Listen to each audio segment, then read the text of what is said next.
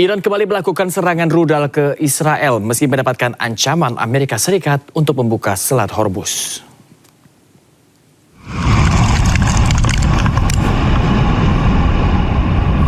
Rudal-rudal Iran kembali diluncurkan untuk menyerang Israel. Serangan ini terus dilakukan meski Amerika Serikat mengancam akan meratakan Iran. Tak gentar dengan ancaman Amerika, pasukan militer Iran terus melakukan serangan ke Israel.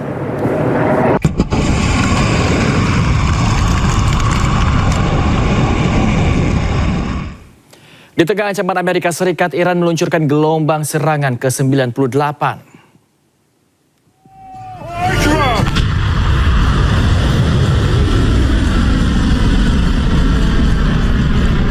Gelombang serangan ke-98 menyasar pangkalan militer, logistik milik Amerika Serikat dan Zionis Israel. Di kota Haifa, Beersheba, dan Bat Efer menjadi target serangan Iran. Iran juga menargetkan kapal amfibi milik Amerika Serikat, pusat produksi pesawat drone Israel, hingga markas Zionis Israel di Ali Al-Salem. Iran juga tegaskan Selat Hormuz dan Teluk Persia masih di bawah kekuasaan Iran.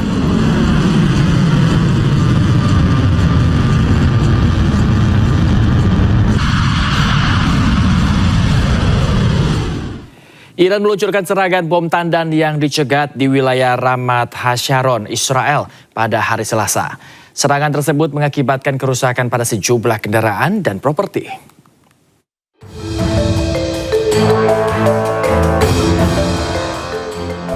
Iran meluncurkan serangan bom tandan yang dicegat di wilayah permukiman Ramat Hasharon, Israel pada hari Selasa.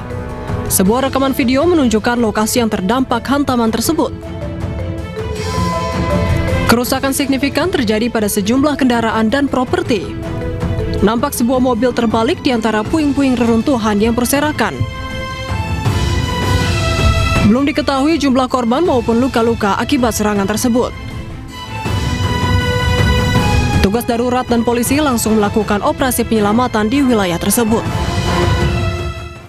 Serangan Iran menghantam salah satu pusat industri krusial milik Arab Saudi di Al Jubail. Serangan ini dilancarkan pada tengah malam tadi dan menyebabkan api dengan cepat membesar. Pabrik-pabrik yang berada di sekitarnya pun habis terbakar. Al Jubail adalah wilayah pusat fasilitas petrokimia dan energi Arab Saudi. Al Jubail menjadi salah satu pusat industri terpenting di Timur Tengah. Serangan ke jantung ekonomi Arab Saudi terjadi di saat tensi antara Iran dan Amerika Serikat mencapai level tertinggi.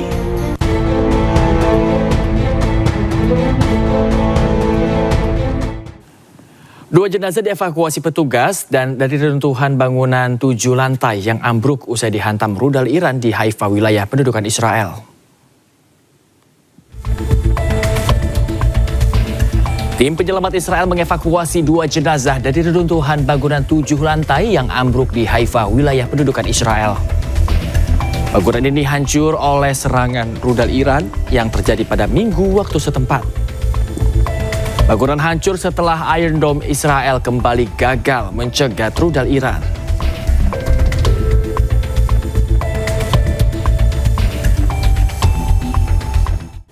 Sirine peringatan serangan Iran berbunyi tanpa henti di kota Eilat, Israel. Warga di kota Eilat berlarian untuk menyelamatkan diri ke shelter yang telah disediakan. Mereka panik setelah sirine peringatan serangan Iran terus berbunyi tanpa henti. Kota Eilat sendiri sudah beberapa kali menjadi target serangan.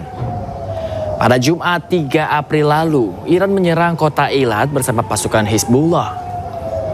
Hingga kini lebih dari 5 juta warga Israel berlindung di bunker bawah tanah. Kita awali informasi Anyus pagi dari sebuah gudang plastik di Kalideres, Jakarta Barat yang terbakar. Kebakaran diduga akibat korsleting listrik mesin pengolahan bahan plastik. Itu mas, gede tuh mas, lumayan mas, cepet mas. Sebuah gudang plastik di Jalan Prepedan Raya, Kalideres, Jakarta Barat terbakar. Mas, gede tuh mas, lumayan mas, cepet mas. Sejumlah pekerja dan petugas pemadam kebakaran berjibaku memadamkan kobaran api. Sementara pekerja lainnya mengevakuasi bahan-bahan plastik dari kobaran api. Api padam 1 jam kemudian setelah 6 unit damkar dikerahkan ke lokasi.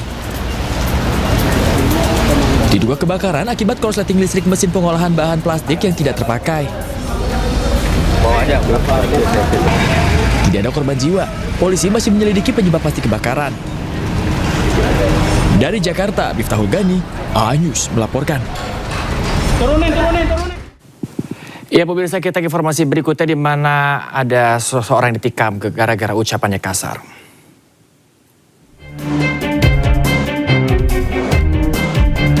Inilah Abdillah, korban penikaman yang terlihat memegang lehernya yang terluka parah di Jalan Panglima Batur, Banjarmasin Utara.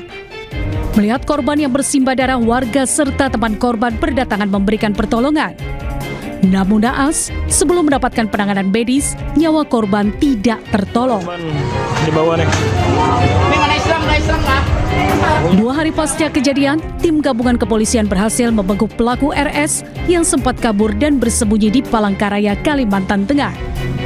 Berdasarkan hasil penyelidikan, insiden berawal dari pertengkaran antara korban dan pelaku. Situasi memanas saat pelaku dalam pengaruh minuman keras hingga emosi tak terkendali. Percecokan dipicu ucapan korban yang menyulut kemarahan pelaku yang kemudian berujung pada aksi penikaman mematikan. Saling kenal. Jadi saling kenal, mereka duduk bersama, ya mungkin dalam kondisi mabuk itu ada perdebatan yang memancing si pelaku melakukan penganiayaan sampai meninggal. Atas perbuatannya, pelaku dijerat dengan pasal berlapis terkait pembunuhan dengan ancaman hukuman maksimal 20 tahun penjara.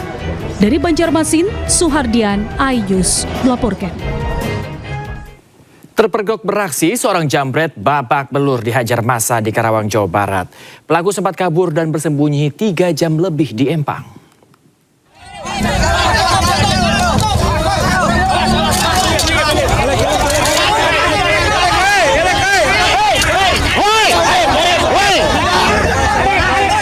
Ratusan massa di Kampung Kalijaya 2, Desa Rengas Dengklok Utara, Kabupaten Karawang, Jawa Barat menghajar pelaku jambret hingga babak belur.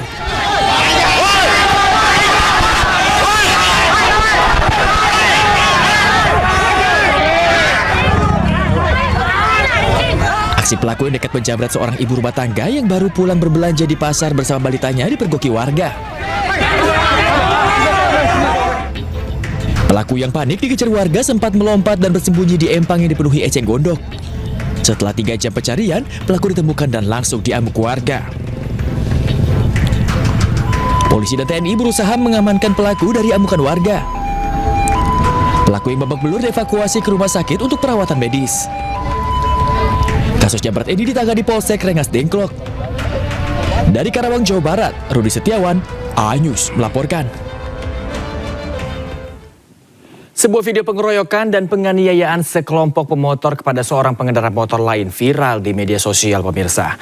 Polisi mengungkap pengeroyokan ini berlatar bersentimen antar kelompok perguruan silat.